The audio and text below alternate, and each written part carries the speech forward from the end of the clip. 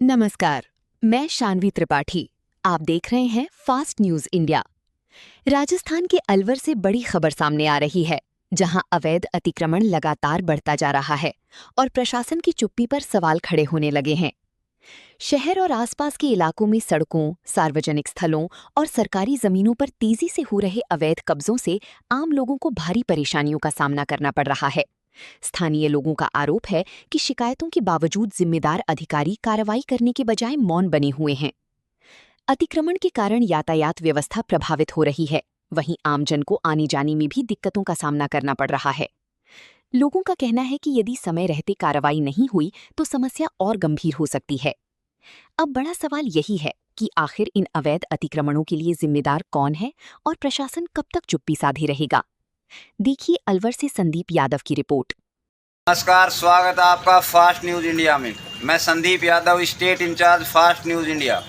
आज हमें अलवर में अब यहाँ कुछ गंभीर मुद्दे हैं, उनके विषय में भाई साहब से बात करेंगे। सबसे पहले भाई साहब का इंट्रोडक्शन लेंगे, फिर पूछते हैं। हाँ जी भाई साहब, क्या नाम है? मेरा नाम राजन गुप्ता है। जी गुप्ता जी। और सामाजिक संगठनों में कार्य करते लगभग 15 वर्ष का अनुभव हो गया मुझे। जी। अलवर जो शहर है, इसमें अनेक प्रकार की समस्याएं हैं, जिसके लिए प्रभारी मंत्री श्रीमान किरोड़ी लाल जी मीणा यहाँ आते हैं। जी। 16 मार्च को 2026 में वो आए थे समीक्षा बैठक में। उनमें हमने 2 विषय उनको प्रमुखता से बताए।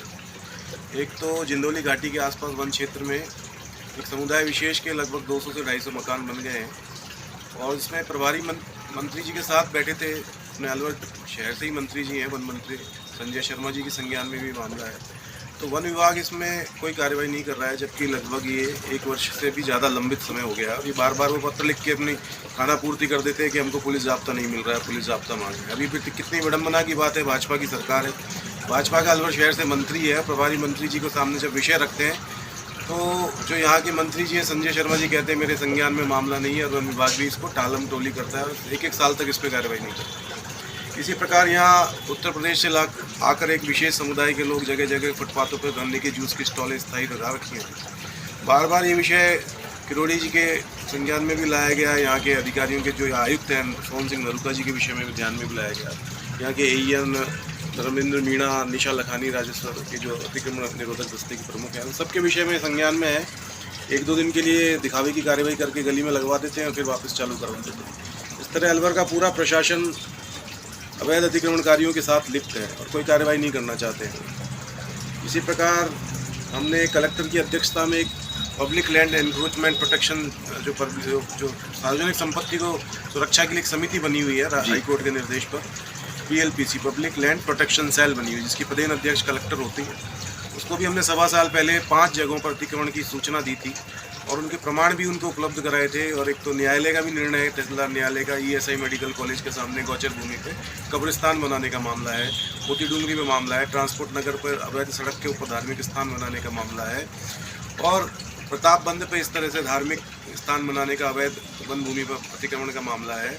इस तरह के 5 बिंदु हमने उन्हें दिए थे। 1.25 साल तक कोई कार्रवाई नहीं, जिस पर माननीय हाईकोर्ट के शरण में एक रिट याचिका दायर की गई, जिस पर 28/4/2026 को माननीय हाईकोर्ट की डबल बेंच में, जिसमें एक्टिंग CJ संजीव प्रकाश शर्मा जी और शुभा मेहता जस्टिस, उन्होंने ये निर्णय दिया है, प्रशासन को निर्देश दिया कि यथास्थिति बताए अतिक्रमण है या नहीं, और यदि अतिक्रमण है तो उसे 6 सप्ताह में इसे हटाया जाए। इस प्रकार के आदेश हुए हैं। अब देखते हैं प्रशासन इस पर क्या कार्रवाई करता है। अलवर जिले की ना तो कोई प्रशासनिक इकाई काम कर रही है, ना कोई राजनीतिक इकाई काम कर रही है, इसलिए जनता बहुत दुखी है, परेशान है। अधिकारियों का व्याप्त भ्रष्टाचार है, अधिकारी सुनवाई नहीं कर रहे हैं, और एकदम से अंधेर नगरी और चौपट राजा की स्थिति अलवर शहर की बनी हुई है। मतलब हम ये कह सकते हैं कि अलवर में भ्रष्टाचार चरम पर है आज के टाइम में। भ्रष्टाचार है, अधिकारी किसी भी सामाजिक संगठन को नहीं गांठ रहे जी, किसी भी सामाजिक कार्यकर्ता को नहीं गांठ रहे हैं। जन समस्याएं हैं, जगह जगह सड़क खोद दी जाती है, उन पर सड़क बनाई नहीं जाती, मिट्टी पूरी शहर को खिलाई जा रही है, और भ्रष्टाचार की अति है। कार्यालयों में पैसा मांगा जा रहा है, तहसीलदार कार्यालय हो चाहे अलवर का कोई कार्यालय हो, नीचे से ऊपर तक भ्रष्टाचार की अति है। अभी किसके संरक्षण में हो रहा है, ये तो सोचनीय प्रश्न है। जी सर, धन्यवाद।